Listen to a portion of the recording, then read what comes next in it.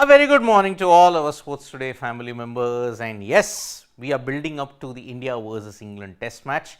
Already lots has happened prior to the start of the first test. The bombshell happened 2 days ago when Virat Kohli was going to miss the first two tests because of personal reasons. Already Harry Brook is in danger of missing the entire tour because of personal reasons, but now there are reports stating that he could be back later on in the tour if needed to be. But Virat Kohli and Harry Brook, at least they are in a better time at this stage, because remember, you can come out and talk about it, and you can also take a break because of personal reasons. Mental health, after all, is really important. But what fans also need to understand is that judge both players by their own yardstick. There are so many fans who have just panned Harry Brook for not showing commitment to the country, but when it comes to Virat Kohli, some fans have criticized it, some fans have stated, oh, you have to sympathize with him. Yardstick remains the same. If it's a personal reason, the break, if it's justified, it has to be taken. But because of this, the battle for the fourth spot has now come out into the open, and today, yesterday night, Rajat Patidar was named in the India squad for the two tests that Virat Kohli is not going to be part of. So, Rajat Patidar and Sarfaraz Khan. Now, there was a battle between these two players for that spot in particular. Sarfaraz has been a domestic stalwart for quite some time now. In the last 3 to 4 years, just have a look at his Ranji numbers. They have been fantastic. Rajat Patidar, on the other hand, stole the show with a brilliant 151 of 228 balls against the England Lions in Ahmedabad. Now, because of this, and even if you look at it, Sarfaraz, he also hit 96. But because Patidar's knock was so exceptional, that is the reason why Rajat Patidar has made it to the squad for the first two tests, and most likely, he is going to make his debut against England in Hyderabad.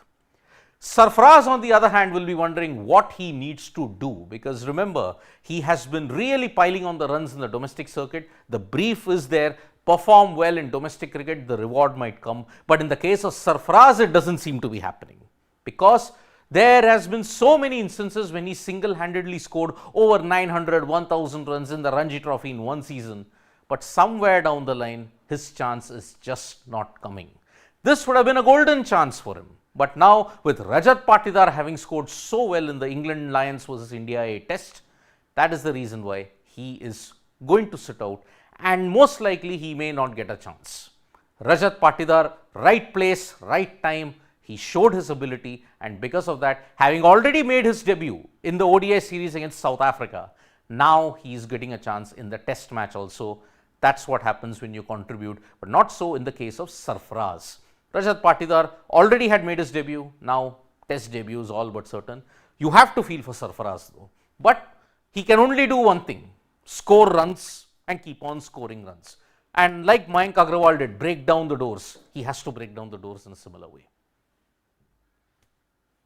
But for the England side also, there is a problem. Shoaib Bashir, he is set to miss the first test because he has not gotten the visa clearance, and he has to fly back to the UK to ensure that he gets the necessary visa requirements. Now remember, this is the reason why Pakistan origin cricketers, they always have a problem. When it comes to India, you saw not just Shoaib Bashir, you also saw Usman Khawaja face a similar kind of an issue, that his visa was delayed. He luckily made it on time, but in the case of Shoaib Bashir, he could not make it on time. Now, this is a really frustrating situation. Either you treat them as British citizens, but then he's a Pakistan-born citizen. I mean, if you look at it, Pakistan origin cricketer, but playing for the UK. Why then must you have so many of these visa issues that is there? After all, he's playing for England. He isn't playing for Pakistan. This is the same frustration that Ben Stokes has pointed out. Stokes is saying that we had announced the squad in mid-December. Yet, why these delays are happening, and he's really frustrated for Shoaib Bashir. Remember, he's playing for England. He's not playing for Pakistan. And why on earth would the Indian authorities not issue the visa on time? This is just frustration, and diplomatic frustration at the highest levels if you have to look at it. Shoaib Bashir deserved to be in India at that point in time, but now he's just not in the scheme of things for the first test. England, by the way, may go in with 3 pacers, may go in with 3 spinners. The composition will be known today. England will likely announce their playing 11 today, and that is the reason why let's keep our fingers crossed as to who will England pick. So whether Mark Wood makes the cut, maybe he might.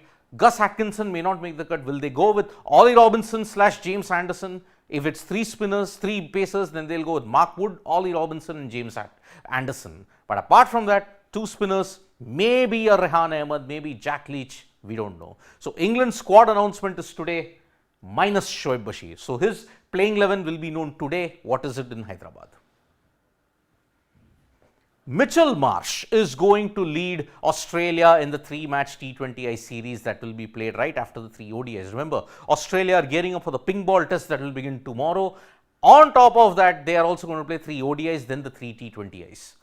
But this is not the first time Mitchell Marsh is going to captain the side. He had captained Australia in the 3-match T20I series in South Africa in August-September. That was a series which Australia clean swept 3-0. Is he in contention for T20 World Cup captaincy? That will be very, very interesting, because remember, most of the key players are missing the West Indies T20I. But on the other hand, they'll be back for the New Zealand T20Is. Remember, New Zealand T20Is, that is going to be the last assignment for Australia before the T20 World Cup.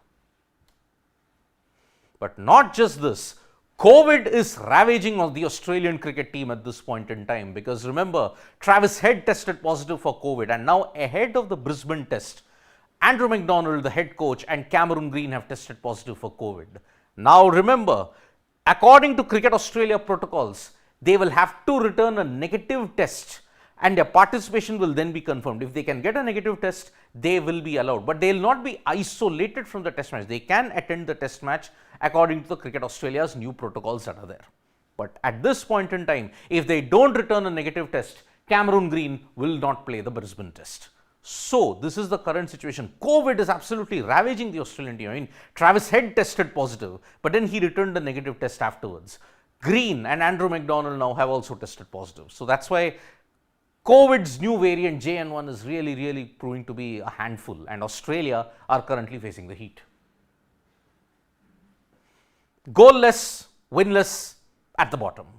India's campaign in the AFC Asian Cup ended on a whimper, and because of that now, Igor Stimac in the post-match press conference, he gave some very interesting points. He said AFC Asian Cup was not the priority because most of the players were not released prior to the tournament. They were busy with ISL commitments. Now, because of that, Stimac has said, I am not a magician, I don't have a magic wand, but he has promised that they will be hoping to get to the 3rd round of the FIFA World Cup qualifiers. Remember, the AFC Asian Cup, India's quest remains unfulfilled, but the 3rd round of the FIFA World Cup qualification, that is going to be the key now for the Indian football team in the next 12 months. One hopes Stimac can really live up to that, because India's campaign, let's say 2-0, 3-0, 1-0, 6 goals conceded, no goals scored, no losses, bottom of the table. It has been a disastrous campaign, so to say. World number 1 at the age of 43, Rohan Bopanna today achieved a historic quest, because Rohan Bopanna will now become the new number 1 in doubles after the end of the Australian Open. He reached the semi-final today and he'll be gunning for an Australian Open title. But remember, after the end of the Australian Open, he's set to become the oldest player to become the number 1 ranked in doubles. He will join the likes of Leander Paes, Mahesh Bhupathi and Sania Mirza as the only other players to have achieved the world number 1 in doubles. And prior to that, it was Rajiv Ram of the USA who had secured the highest ranking of number 1 at the age of 38. Now at 43, Bopanna is really going to go and do it. Huge moment indeed for Rohan Bopanna. At the Tata Steel Chess Tournament, Super Pragg is really putting on a show. He defeated the women's world champion at this point in time, and because of that, Praggnanandhaa has achieved a unique feat. In this tournament, he has not only beaten the men's world champion in Ding Liren, he's also beaten the women's world champion in Zhu Wangzhou, and because of that, Praggnanandhaa now sits joint top with the likes of Anish Giri, D. Gukesh, and the Tata Steel Chess Tournament is really building up to be a huge humdinger. Remember, whoever wins the Tata Steel Chess Tournament has a big advantage heading into the candidates in April.